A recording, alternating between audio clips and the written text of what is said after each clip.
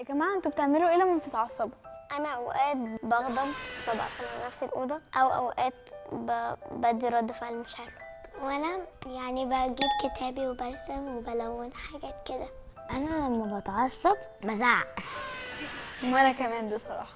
هو انا عندي سؤال، هو احنا ليه اصلا بنغضب؟ اعتقد يعني لما الناس تستفزنا او تكذب علينا، فعشان كده اعتقد نتعصب.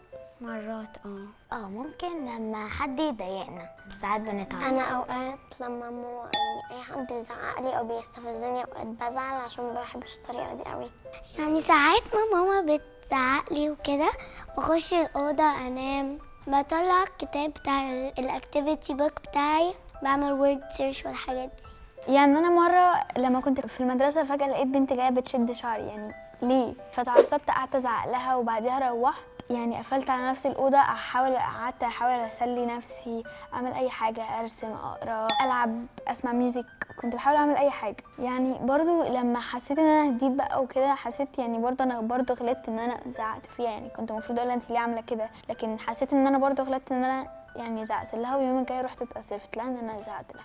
وانا كمان مرة كنت عندي موقف، انا واختي دخلنا في خناقة كبيرة. انا كنت بلعب معاها انا كنت قلت لها ان هي ما تمسكش العروسة بتاعتي او ما تربط شعرها، وهي في الاخر ربطت شعرها وما سمعتش الكلام بتاعي، فاتضايقت جدا وقلت لها ليه يعني، ودخلت الأوضة وقفلت على نفسي، وشفت في الاخر ان هي كانتش حاجة مستاهلة قوي اني اتضايق منها، ورجعت العب معاها تاني. طبعا انتوا عارفين ان في آية في الكتاب المقدس بتقول اغضبوا بس لا تخطئوا. دي آية جديدة جدا، انا اول مرة اسمعها.